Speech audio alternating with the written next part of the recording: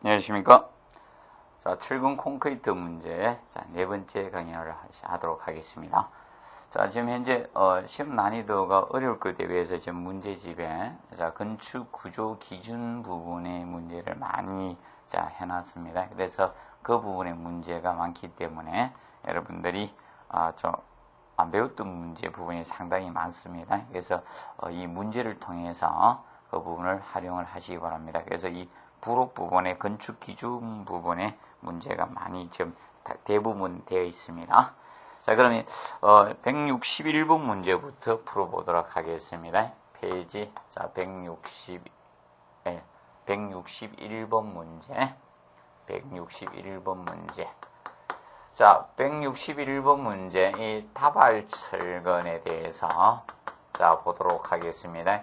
자, 다발철근 우리가 뭐 꽃다발이라 하죠. 뭐 하나 주면서 장미꽃 한 송이 주면서 다발이라 하지 않죠. 그래서 보통 우리가 철근을 2개 이상 묶어서 쓰는 것을 우리가 다발철근이라고称합니다. 다발철근. 최소한 2개 이상은 돼야지 다발철근입니다.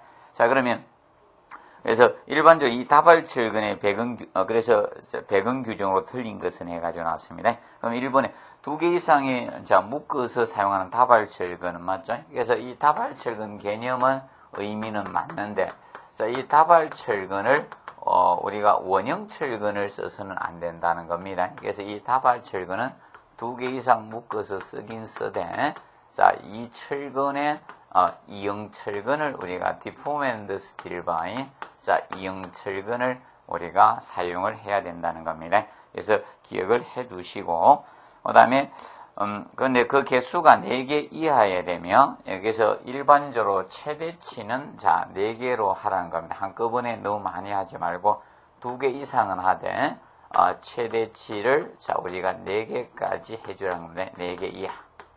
그 다음에, 그래가지고, 2개에서 4개까지를, 엮어서 쓸 수 있다, 묶어서 쓸 수 있는 것이 다발철근이라고 보시면 되겠습니다.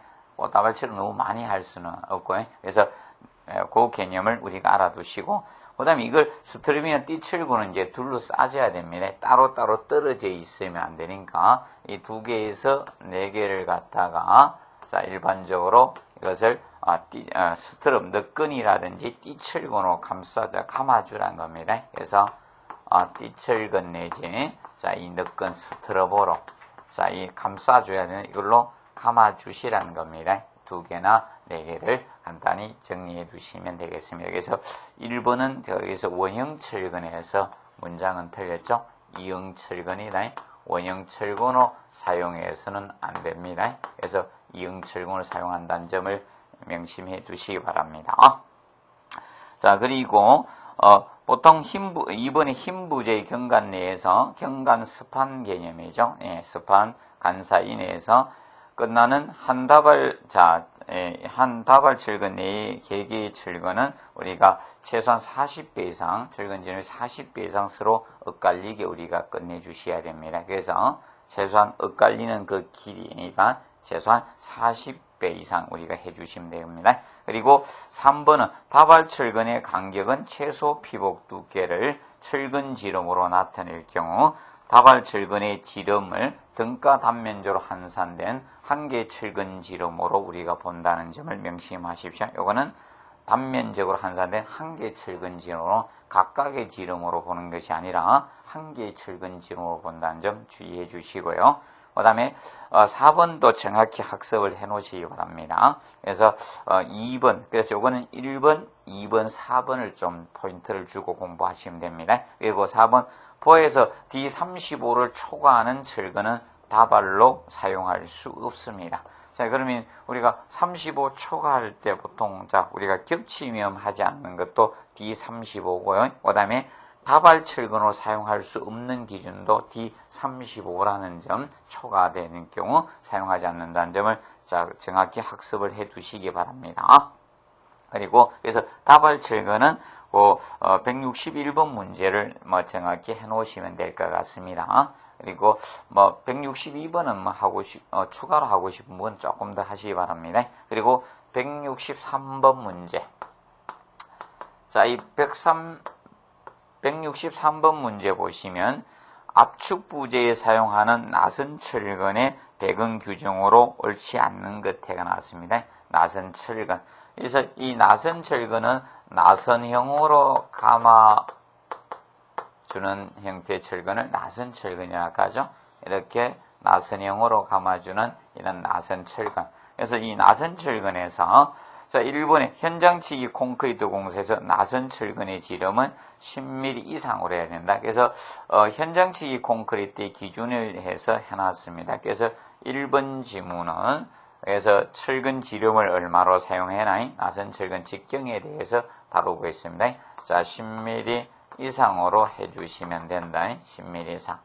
자, 그리고 두 번째 보시면 나선 철근의 순간격. 자, 보통 이거는 철근은 항상 기억하십시오. 중심 간격으로 잡지 않습니다. 순간격이라는 것을 항상 포인트 잡아두시기 바랍니다. 철근은 간격 사이에 자, 골재나 이런 것이 콘크리트가 통과돼야 되기 때문에 자, 순간격을 기준 잡는다는 점 명심하시고요. 순간격. 그래서 중심 간격을 잡는 것이 아닙니다. 중심 간격이 아니라 순간격을 포인트로 잡는다는 점 명심하시고 순간격이 최소한 25mm 이상에서 2.5cm 이상에서 이 사이에 들어와 주시면 75mm 이하, 그래서 75cm 이하 요 사이로 최소치는 25mm고 최대치는 75mm 사이로 들어온다는 점을 명심하시고 수치도 정확히 보시고요. 자, 순간격인지 중심간격인지 확인 사살 해두시기 바랍니다. 정리해 두시고요. 자, 그 다음에 세 번째, 나선 철근의 정착은 철근이 뽑히지 않도록 고정하는 게 정착 개념이죠. 그래서 나선 철근의 끝에서 추가로 신부 주위에 자 1.5배 회전 더 확보하면 되죠. 그래서 이거는 이제 추가로 이제 끝부분을 정착하는데 회전시키는 부분에 이제 추가점을 우리가 잡고 있습니다. 1.5회전만큼 더 해주면 됩니다. 자, 그리고, 자, 네 번째, 나선 철근의 이음은 이응철근 또는 철선일 경우, 자, 지름의 48배. 자, 그리고, 자, 원형철근 또는 철선일 경우는, 그래서 이응철근일 때는, 자, 지름의 48배 이상 해주면 돼. 원형철근 72배 이상으로 해주면 됩니다. 이상 이것도 300mm 이상 겹치면으로 하거나 기계적 이음, 용접 이음으로 해주시면 됩니다. 자, 그런데 여러분들이 주의할 점은 이겁니다. 그 4번을 좀 잘 보십시오. 4번 개념. 4번 개념에 보시면 이응철근일 때하고 원형철근이 차이가 있죠. 자, 그거는 저것 때문에 그렇죠. 이 부착력 때문에 그렇습니다. 이응철근하고 원형철근 개념. 그래서 이응철근일 경우는 자, 우리가 48배죠. 48배 개념이 되는데 원형철근은 72배 이상입니다. 얘는 72배고요. 그러면 자, 그래서 요거 꼭 구분해도 48배, 72배. 그래서 이응철근의 경우는 부착력이 좋기 때문에 보통 이응철근이 보통 부착력은 한 최대는 2배까지 좋습니다. 그래서 얘가 부착력이 40%에서 최대 200%까지 보통 2배까지 좋기 때문에 얘는 48배 해주면 되는데 원형철근은 부착력이 떨어지니까 72배 이상으로 우리가 한다는 점을 알아두시기 바랍니다. 기억하시고 그 다음에 그 문제에 대해서 이제 보시고 그래서 이제 압축 부위의 나선 철근 배근 규정에 대해서 다뤘습니다. 나선 철근은 그래서 기준 잡아주실 것이 특히 주의할 것은 자 최소 기준은 10mm고요. 자 순간격으로 잡고 있다 나선 철근의 간격은 그리고 이응철근하고 원형철근을 썼을 때 자 우리가 틀려진다 이음에 대해서 자 길이에 대해서 차이가 있다는 점을 우리가 알아두십시오. 나선 철근 이음 부분을 그래서 그 차이점에 대해서 정리를 해두시면 되겠습니다. 자 그 다음에 그래서 요런 부분 특히 이 부분을 장난을 많이 안 치겠습니까? 교수님 치면 요거 하고 2번이나 5번 쪽에서 아마 장난칠 가능성이 높을 겁니다. 자, 그래서 정확히 보십시오. 자, 그 다음에, 자, 170번 문제 보도록 하겠습니다. 170번 문제.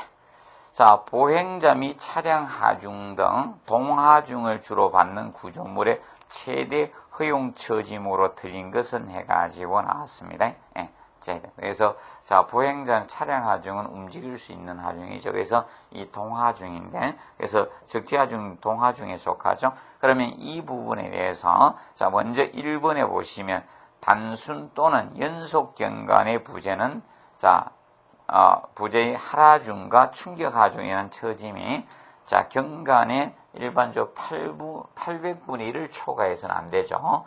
그래서 거기 보시면 자, 우리가 일반적으로 차량 하중이나 보행 하중, 하라중이기 때문에 하라중과 그의 충격으로 인한 하중에 대해서 처짐에 대해서 현재 다루고 있는 것이 1번 지문입니다. 그래서 요거는 경관 스판에 자, 800분의 1을 초과해서는 안 됩니다. 그래서 170번 문제에서 처짐에 관련 문제에서는 자, 그래서 1번에서는 알아두실 것이 단순 연속 자, 경관이 부재했습니다.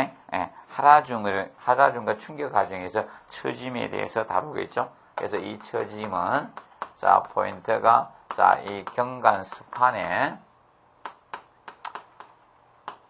자, 800분의 1의 개념이 돼야 된다는 점 기억하시고 800분의 1. 그래서 이것이 1번 지문은 틀렸고요. 600분에서 초과해서는 안 됩니다. 초과하지 않도록 하고 있다는 점 알아두시고요. 그 다음에 자, 2번이 바로 자, 1번에 이거의 무엇인가 하면 자, 다만입니다. 다만. 예외 규정을 두고 있는 거죠. 다만.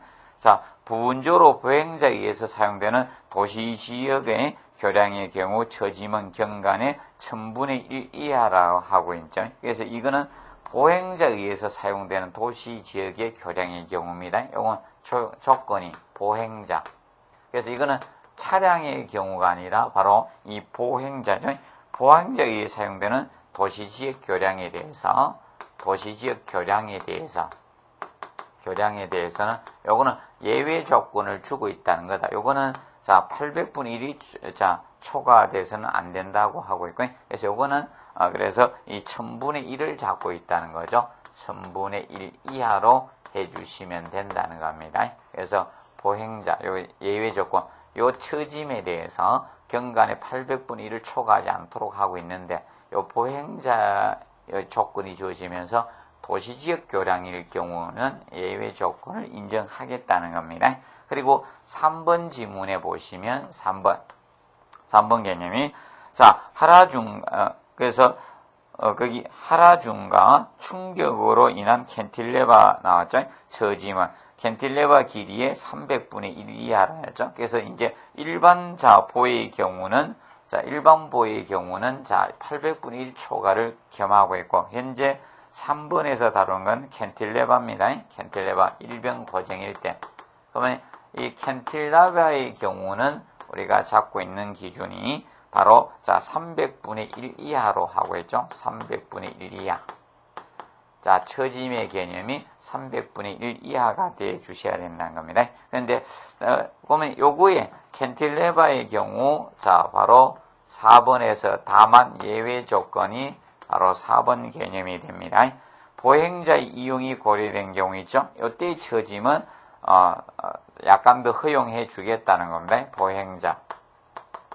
요 경우 보행자. 그래서 차량 통행이 개념이 아닌 보행자. 그래서 보행자 이용이 고려됐을 때 이 경우에는 우리가 375분의 1까지 우리가 봐주겠다는 거죠. 그래서 예외 규정은 항상 보행자 조건이 주어질 때는 약간 예외 규정을 두고 있다는 점을 우리가 알아두시면 되겠습니다. 처짐에 대해서는. 그래서 최대 처짐에 대해서는 이 수치를 정확히 보시기 바랍니다. 수치 개념을.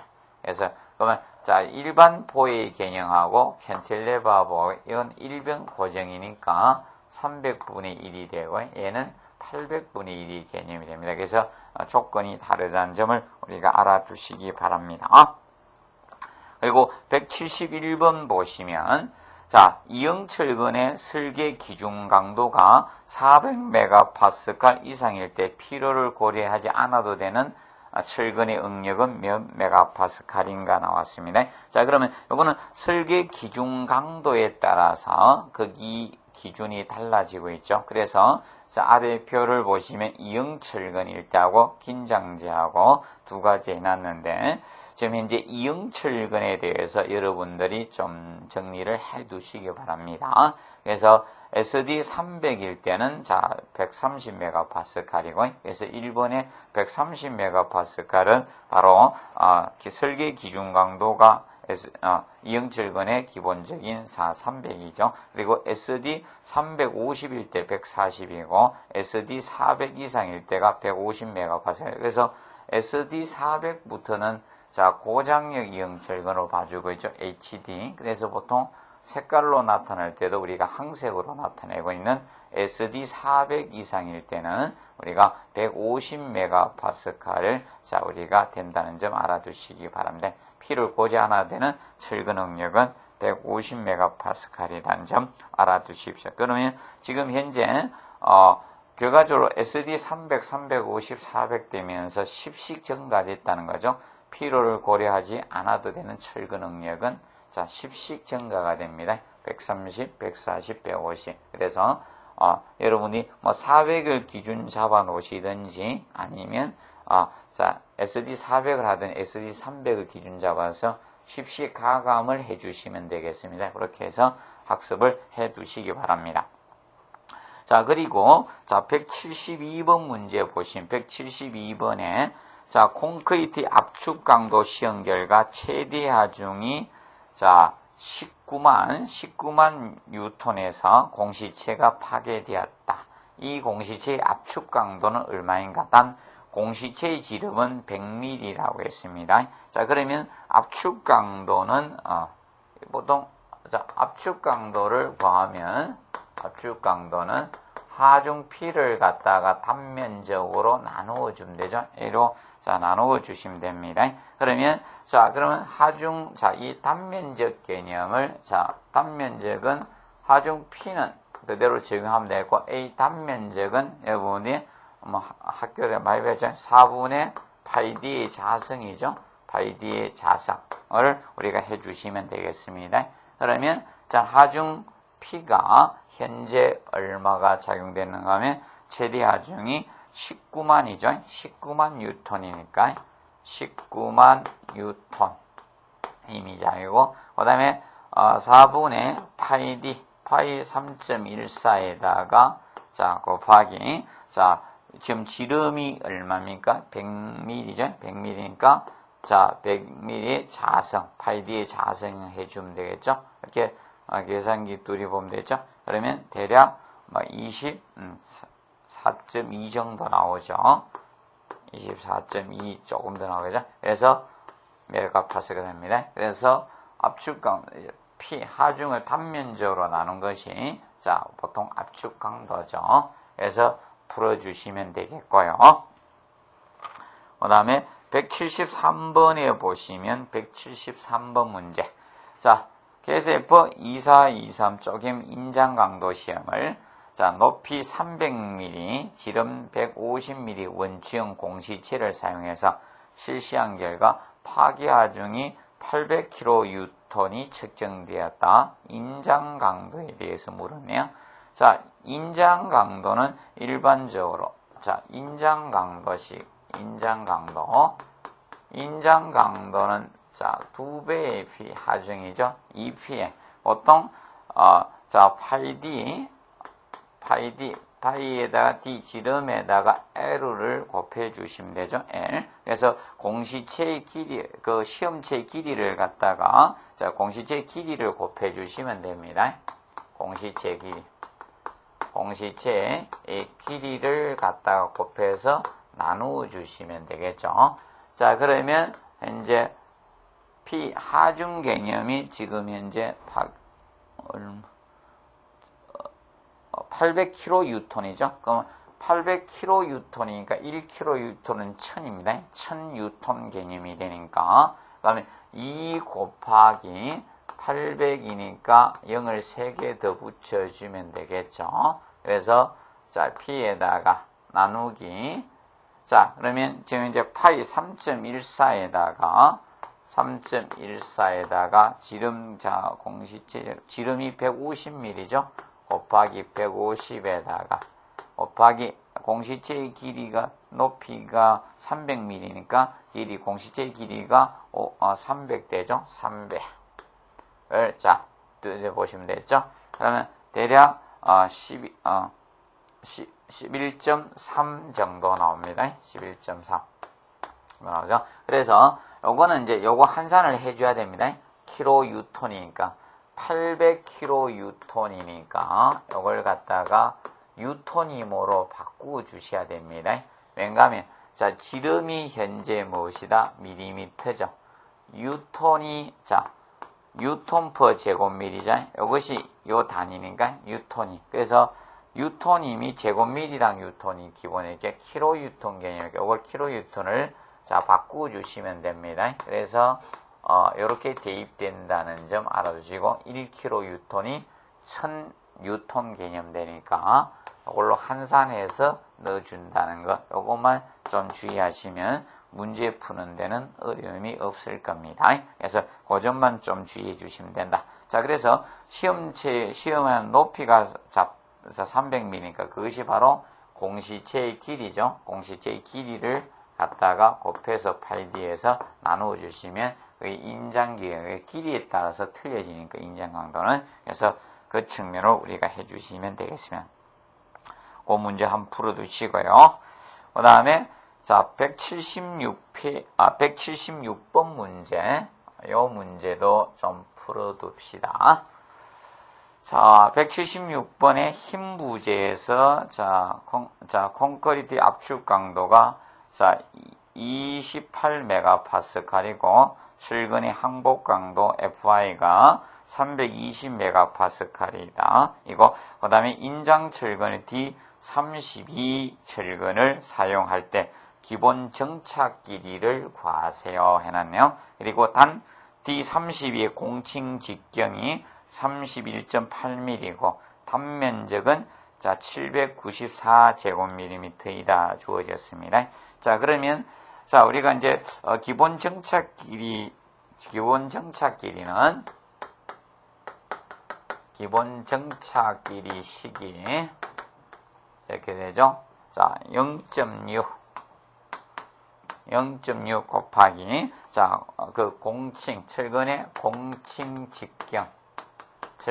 공칭 직경을 내야 되죠. 그래서 D32라고 D32를 바로 넣으시면 안 되고요. 32는 이형철근은 공칭 직경이 별도로 있으니까 그 공칭 직경 주어지는 걸 대입을 해 주시면 됩니다. 그러면 공칭 직경 지금 31.8이죠. 그 다음에 이제 철근 FI 항복 강도 FI를 넣어주면 되고 철근의 항복 강도를 자, 곱해서 나누어 주시면 되겠습니다. 그러면 콘크리트의 루트, 콘크리트 압축 강도를 루트에서 제곱근해서 우리가 나누어 주시면 이것이 기본 정착 길이를 구하는 식이 됩니다. 자, 그러면 자, 풀어보시면 자, 0.6에다가 공칭 직경이 자, D32였으니까 31.8 대입해야 되죠. 곱하기 항복 강도가 지금 현재 FI 320 주어졌죠. 320이고요. 그러면 보통 철근은 보통 주어지면 그것이 바로 보통 이렇게 안 주어지도 그냥 SD 뭐 얼마 주어지도 그것이 항복 강도죠. 뒤에 나타낸 수치가. 그래서 철골에서는 보통 최저 인장 강도를 나타내지만 철근에서는 항복 강도를 나타내고 있죠. 그래서 이 항복 강도 320을 곱해 주시고 그러다가 자, 콘크리트 압축 강도가 28메가파스칼을 28을 루트를 씌워서 해주면 되죠. 이렇게 계산을 하시면 되겠습니다. 자, 그러면 이제 대략 얼마 정도 나오는가 하면 154 정도 나오져야 그래서 보시면 되고 이렇게 계산해 주시면 됩니다. 그 다음 문제 184번 문제 풀도록 하겠습니다. 184번. 자, 슬래브의 구조 설계 기준으로 틀린 것은 해가지고 나왔습니다. 자, 일방향 슬래브의 최소 두께는 자, 100mm. 일방향 원웨이브 슬래브. 자, 한 방향으로 우리가 자, 힘을 전달하는 일방향 슬래브. 그러면 람다비, 변장비가 자, 단변에 대해서 장변의 길이 비가 2초가 되는 것을 우리가 일방향 슬래브 했죠. 슬래브 최소 두께는 자, 100mm 10cm 이상을 우리가 기준 잡고 있습니다. 그리고 슬래브의 정모멘트 철근 및 부모멘트 철근의 중심 간격은 위험 단면에서 슬래브 두께 2배 이하여야 됩니다. 그 체크하시고 2배 이하 또는 300mm 이하가 돼야 된다. 위험 단면. 그래서 위험 단면은 자 300mm 슬래브 두께 2배 이하 또는 300mm 이하 포인트 잡아두시고요. 그 다음에 3번에 일방향 슬래브에서 정모멘트 철근 및 부모멘트 철근에서 자 직각 방향으로 수축 온도 철근을 설치한다. 자 그래서 그 측면을 우리가 알아두시고요. 그래서 요거는 3번은 여러분들이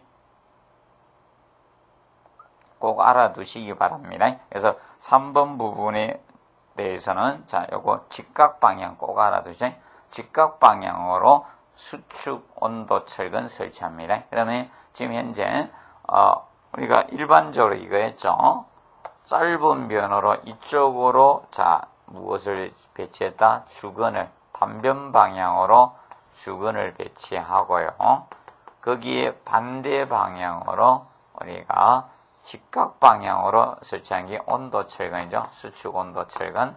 온도 철근은 직각 방향으로 설치된다는 점 알아두시고, 그러면 일방세배 정모멘트 철근 및 부모멘트 철근이 도로 이 방향으로 가고 있죠. 그거에 직각 방향으로 온도 철근을 우리가 설치하고 있다는 겁니다. 기억을 해두시고, 그 다음에 네 번째, 슬래브의 우리가 단변 방향의 보의 상부에 부모멘트를 갖다가 자 인해서 발생하는 균열을 방지하기 위해서 그래서 우리가 정부 자 역학에서 우리가 보면 자 모멘트가 정부로 나누어지죠. 그래서 그 개념이죠. 지금 현재 보시면 자 이렇게 기본적인 슬래브가 있을 때 모멘트가 생기면 자 우리가 한쪽은 플러스 정 하나는 부라고 하죠. 그러면 기본적으로 했을 때 지금 현재 이 부분을 이야기하고 있는 거죠. 그래서 이 단변방부의 이제 상부의 부모멘트 발생으로 균열을 방지하기 위해서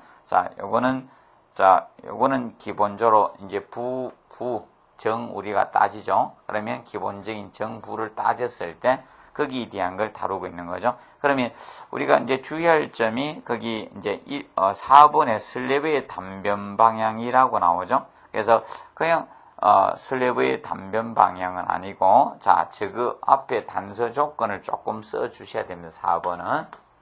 4번은 자 이 4번은 이제 슬래브 장변 방향과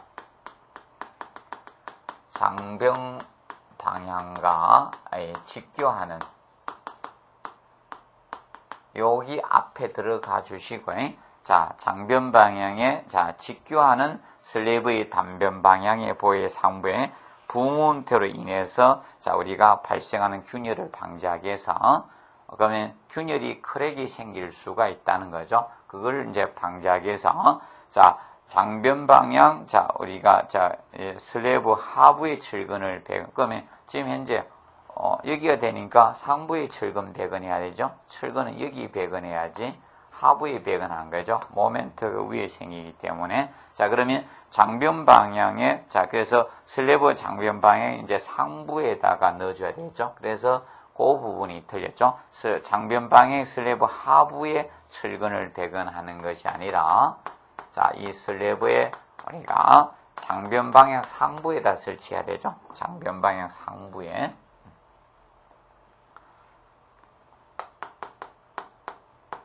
슬래브의 자, 장변 방향의 상부에 설치해야 되네. 하부가 장변 방향의 상부에 설치가 된다는 점 기억하시고, 상부에 설치해야 된다. 그래서 단부는 상부 쪽에다가 우리가 설치, 단변방에 기억하시면 됩니다. 그래서 상부에 우리가 출근대근 해주시면 되겠습니다. 자, 그래서 그거 가지고 이제 문장이 틀렸습니다. 보시고. 그 다음에 그 문제, 184번 문제 보시고, 그 다음에 186번 문제. 자, 슬래브의 설계 중 직접 설계법이 아닌 것 해가지고 나왔습니다. 직접 설계법이 아닌 것. 그러면, 자, 직접 설계법에서 보시면, 자, 이거는, 1번의 처제 조건이, 자, 직접 설계법 1번에 각 방에 상경간 이상해야 되죠. 경간수 항상 기억하시고, 직접 설계법에서는, 자, 철근 콘크리트의 직접 설계법은 상경간 대주시고, 그 다음에, 일반적으로 이거죠. 이 직접 설계법은 일방향 슬래브에 적용하는 것이 아니라 이방향 슬래브에 적용하죠. 그래서 보통 단변 경관에 대해서 장변의 경관의 비가 2 이하가 되는 직사각형이어야 돼요. 그래서 긴 형태가 아닌, 자, 우리가 주의하실 것은, 그래서 변장비가 2 이하인 직사각형 형태가 바로 직접 설계법의 조건이죠. 그래서 이때 각 방향의 경관은 상경간 이상 돼, 스판이 3개 이상 돼야 된다. 그리고 두 번째, 모든 하중은 슬래브의 판 전체에 걸쳐서 등분포 연직 하중이라는 걸 항상 명심하시고, 그래서 집중 하중으로 작용하는 게 아니다. 등분포, 수직 하중이죠. 그래서 2번에서 우리가 알아두실 거는, 자, 판 전체는 등분포 하중으로 작용된다. 등분포. 집중이 대상을 등분포 우리가 하중으로, 연직 하중으로 본다는 거. 자, 연직은 수직, 지구 중심으로 작용된 하중, 연직 하중이죠. 그래서 하중이며, 하라중은 고정 하중의 2배로 본다는 걸 명심하시고, 하라중은, 자, 이 고정 하중의 2배로 봅니다. 고정 하중의 2배 이하. 고정 하중의, 자, 2배 이하로 우리가 하셔야 된다는 거 기억하세요. 2배 이하 조건, 2배. 그래서 알아두시고, 등분포 연직 하중이면서 2배 이하. 그 다음에 세 번째, 각 방향으로 연속된 받침부 중심 간의 경관 차이는 보통 긴 경관의 3분의 1 이하로 해주셔야 됩니다. 그래서 이건 짧은 경관으로 잡지 않고 긴 경관으로 잡습니다. 자, 그러면 보통 받침부 중심 간의 경관 차이는 긴 경관을 기준으로 우리가 설정한다는 점 알아두시고요. 그 다음에 네 번째, 연속한 기둥 중심 기준으로 기둥이 어긋나면 그 방향의 경관에 10% 이내로 들어와주는데 10분의 1 이하로, 그래서 10% 이하라는 점 우리가 정리해 놓으시기 바랍니다. 그리고 자, 188번 문제. 자, 벽체 창이나 출입구 등의 개구부 주위에 설치하는 보강건. 자, 이제 벽에서의 우리가 보강건이죠. 개구부를 둘 때 보강건을 갖다가 어떻게 처리할 건가? 보강건의 개수는 최소한 2개죠. D16 이상으로 해서 우리가 개수는 2개 이상으로 해주면서 그때 정착 길이는 600mm 해주시면 됩니다. 이상. 그래서 이거는 그 4번이 되겠네요. 그 다음에 190번 문제를 보시면 190번하고 191번이 같은 기초판 설계에 관련된 지문인데, 그 191번은 거기에, 자, 190번 문제에 다루지 못한 지문을 밑에다가 정리해 놓은 겁니다. 자, 그러면 먼저 기초판 설계 기준으로 틀린 것을 보시면, 먼저 1번에, 자, 기초판은, 자, 계수하중과 그에 의해 발생되는 반력에 견디도록 우리가 설계를 해야 되겠죠. 뭐, 이거는, 일반적으로 틀리게 할 문장이 없고요. 그 다음에 2번 기초판 밑면적과 말뚝의 개수와 배열은 기초판에 의해 지방 또는 말뚝에 전달되는 힘과 힘 모멘트. 자, 힘과 이때 힘, 외력이 되겠죠. 외력이나 힘 모멘트는, 자, 주의하실 것이 이겁니다. 여기는 하중 계수를 곱하지 않은 사용 하중을 제공해야 된다는 거. 그래서 거기 힘과 자, 이 힘은 외력이 되겠죠. 여기서 힘은 외력이 보통 작용될 거고, 그 다음에 힘 모멘트는 명심하시게 이 힘 모멘트는 알아두실 것이, 그래서 하중 계수를 곱하지 않는 곱하지 않는 우리가 사용 하중을 적용한다는 점 명심하시게, 곱하지 않은 사용 하중을 고려하는 이 사용 하중을 갖다가 적용을 해야 됩니다. 명심하시기 바랍니다. 이것은 사용 하중을 적용을 해서 하게 됩니다.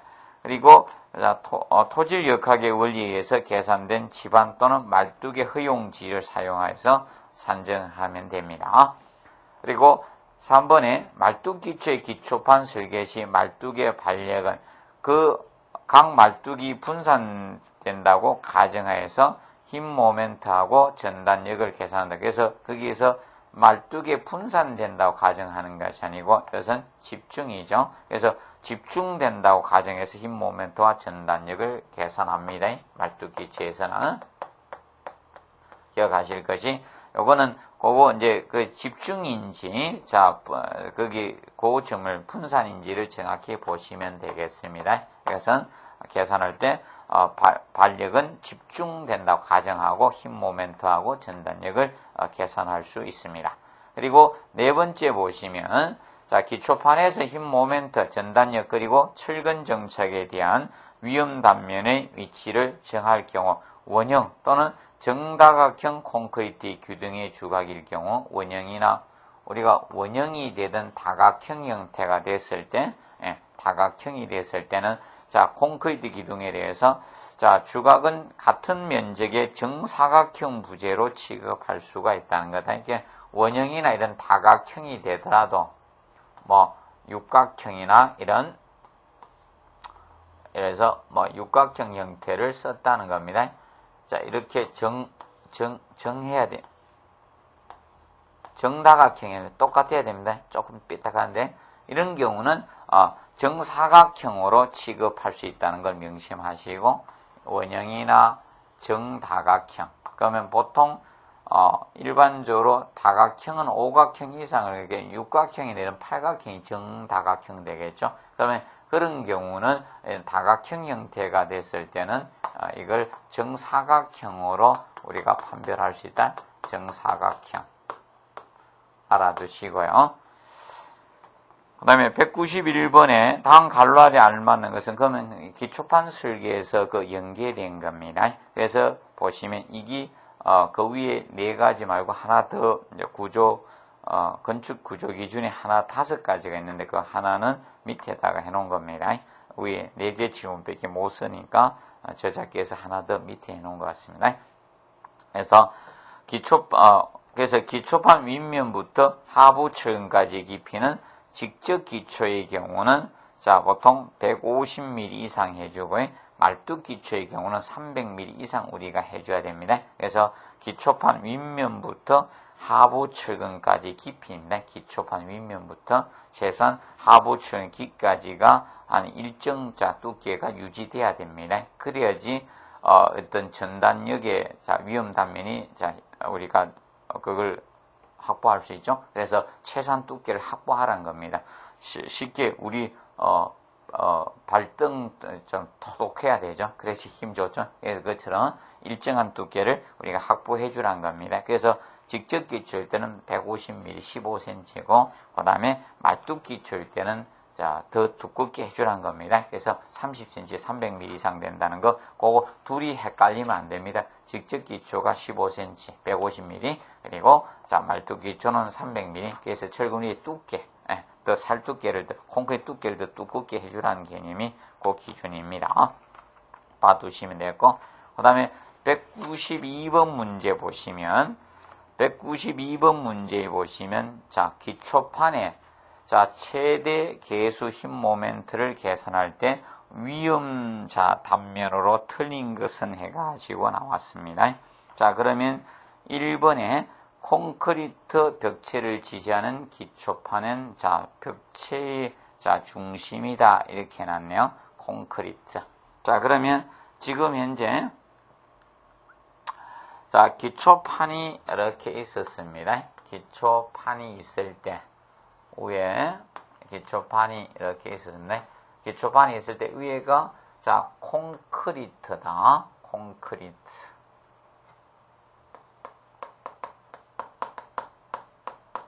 콘크리트 벽체입니다. 콘크리트 벽체. 이 경우에 위험 단면은 자, 이 부분이 되죠. 요거의 이 벽체의 외면 요 부분이 위험 단면 되죠.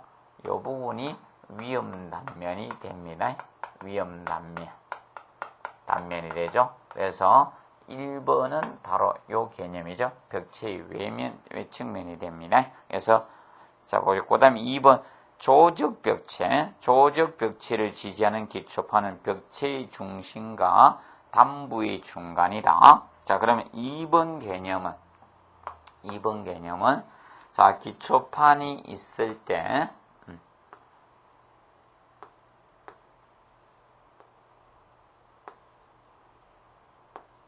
자, 위에가 조적벽이었다. 조적벽체였다. 위에가 조적벽체였다는 겁니다. 그래서 조적벽이었다. 그러면 이제 조적벽의 중심선이 있겠죠?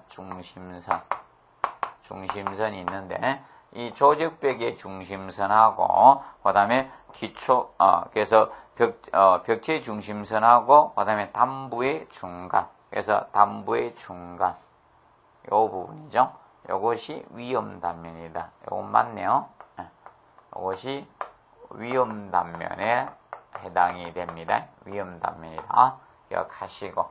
그 다음에 세 번째, 강제 미판의 경우 기둥을 지지하는 기초판이나 기둥 외측면과 강제 미판 단부의 중간을 나타낸다. 자, 그러면 3번 개념은 요 개념이 되겠죠. 그러면 기초가 있을 때 자, 기초가 있었습니다. 이때 기초판이 있을 때 위에다가 자, 하기위해서 베이스 플레이트 이런 걸 깔죠. 그래서 베이스 플레이트를 이렇게 설치했다.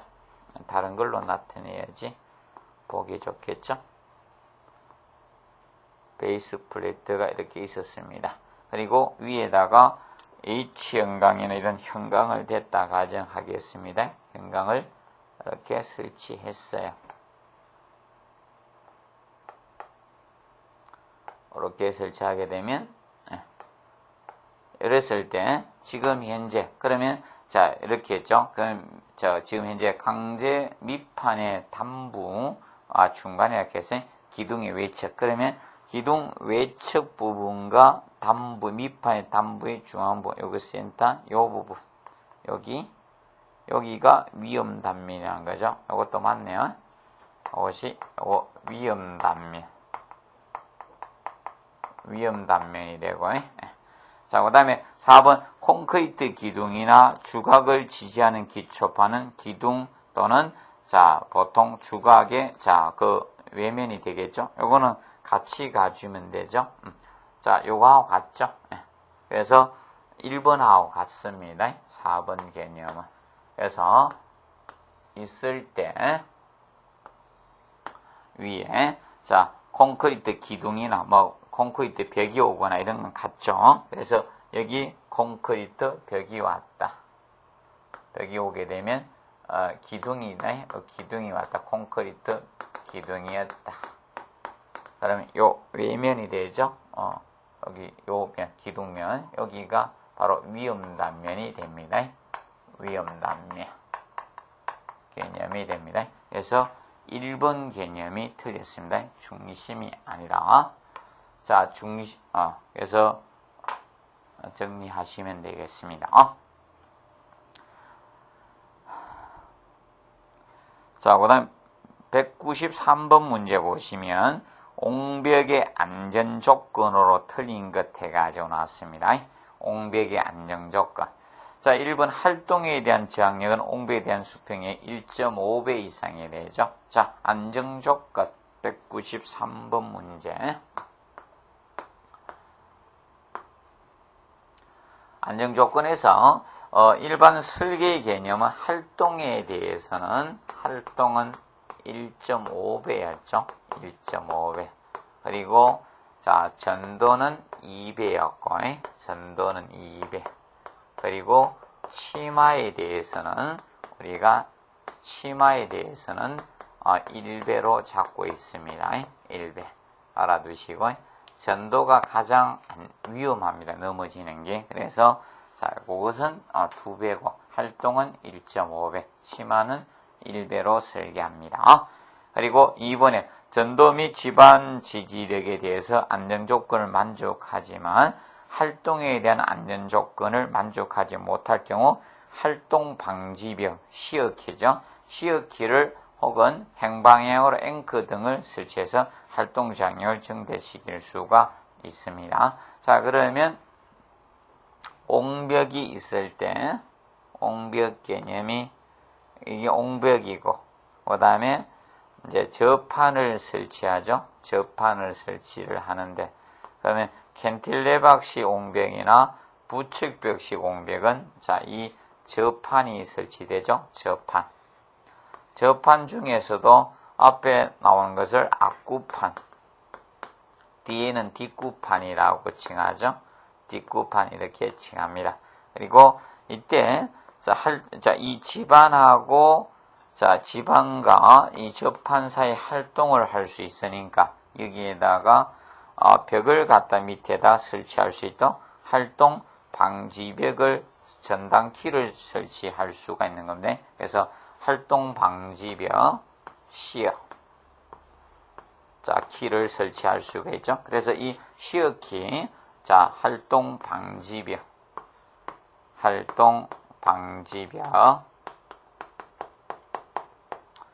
전단키라고 합니다. 전단키. 그래서 요거는 한번 알아두십시오. 그래서 요거는 지반과 저판 사이 활동을 방지하기 위해 설치하는 게 시어키, 전단키라는 점 간단히 기억을 해 놓으시기 바랍니다. 그 다음에 세 번째, 자, 전도에 대한 저항 힘 모멘트는 행투합에 대해서 전단 모멘트의 2배죠. 2배. 자, 2배를 해주시면 되고, 그 다음에 네 번째, 지반에 유발되는, 자, 최대 지반 발력은 지반의 허용 지지력을 초과할 수 없도록 규정하고 있습니다. 알아두시면 되고, 그래서, 이거는 특히, 자, 1번, 2번, 3번에 대해서 정확히 우리가 학습을 해 두시면 되겠습니다. 그래서 이번 시간은 이 문제까지 하고요. 다음 시간에 아치 설계부터 들어가도록 하겠습니다. 자, 이번 시간은 여기에서 마무리하도록 하겠습니다. 자, 수고하셨습니다.